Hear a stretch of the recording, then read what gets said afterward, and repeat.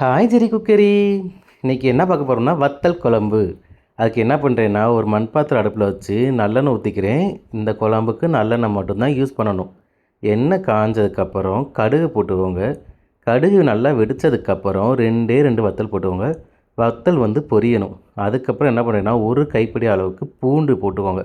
பூண்டு லைட்டாக வதங்கட்டும் சரிங்களா. பூண்டு லைட்டாக வதங்கி நல்லா வந்ததுக்கப்புறம் வெங்காயம், இந்த குழம்புக்கு வெங்காயம் தான் முக்கியமாக போடணும். என் கைக்கு ஒரு 2 கை அளவுக்கு போட்டிருக்கேன். உங்களுக்கு எவ்வளோ தேவையோ போட்டுக்கோங்க.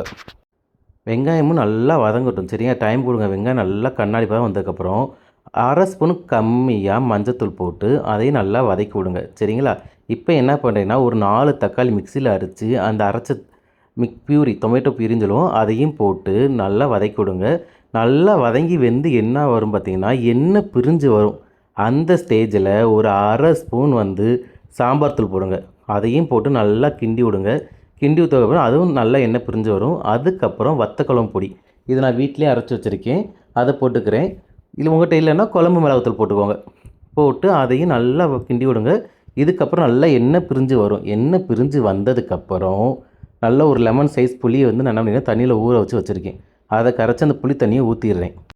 புளி தண்ணி நல்லா கொதி வரணும் சரியா. இப்போ ஒரு மூடி போட்டு 10 நிமிஷம் நல்லா கொதிக்கட்டும். இப்போ அதுக்குள்ளே என்ன பண்ணணும், ஒரு தேங்காய் பேஸ்ட் வந்து ரெடி பண்ணணும். அதுக்கு என்ன பண்ணுறேன்னா தேங்காய் துருவி வெறும் கடாயில் வறுத்துக்கிறேன். தேங்காய் நல்லா கலர் மாறினதுக்கப்புறம் ஒரு மிக்ஸி ஜாரில் எடுத்து வச்சுட்டு அதில் கொஞ்சம் போல் எண்ணெய் ஊற்றி சுண்டவத்தல் போட்டு அதையும் அந்த தேங்காய் கூடயே போட்டுறேன் சரிங்களா. போட்டு நல்லா ஆற வச்சு மையாக அரைச்சி எடுத்து வச்சுக்கோங்க. இதுதான் இந்த வத்த குழம்புக்கு முக்கியமான ஃப்ளேவரே கொடுக்கும். அதுக்கப்புறம் என்ன பண்ணுறோம் பார்த்திங்கன்னா இந்த ஏற்கனவே மூடி வச்சோம்ல, அந்த குழம்பு திறந்து பார்த்தா நல்லா எண்ணெய் பிரிஞ்சு வரும். ஒரு 5 நிமிஷம் மறுபடியும் ஸ்லோ ஃப்ளேமில் குக் பண்ணுங்கள். அப்போ தான் மறுபடியும் உள்ளே இருக்க எண்ணெய் ஃபுல்லாக நல்லா கக்கும்.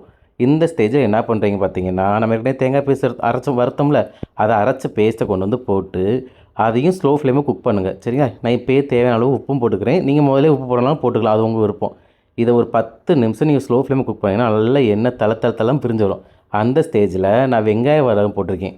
அது கூடயே வெண்டைக்காய் வத்தல், அது கூடயே சீனி அவரைக்காய் வத்தலும் போட்டிருக்கேன். உங்களுக்கு வேறு கத்திரிக்காய் வத்தல் கிடச்சா அதுவும் போட்டுக்கலாம். சுண்ட வத்தல் இருந்தால் அதையும் பொரிச்சு போட்டுக்கலாம், அது உங்கள் விருப்பம். எல்லாத்தையும் போட்டு ஒரு 5 நிமிஷம் மூடி போட்டு குக் பண்ணால் பார்த்தீங்கன்னா எண்ணெய் நல்லா பிரிஞ்சு வச்சுக்கா. முக்கியமான விஷயம் ஸ்லோ ஃப்ளேமில் தான் குக் பண்ணணும், ஹை ஃப்ளேமில் குக் பண்ணாதீங்க. நல்லா எண்ணெய் பிரிஞ்சு வரும். கொஞ்சம் போல் மண்டவளம் போட்டு அடுப்பு ஆஃப் பண்ணிங்கன்னா சுவையான வத்தக்குழம்பு ரெடி.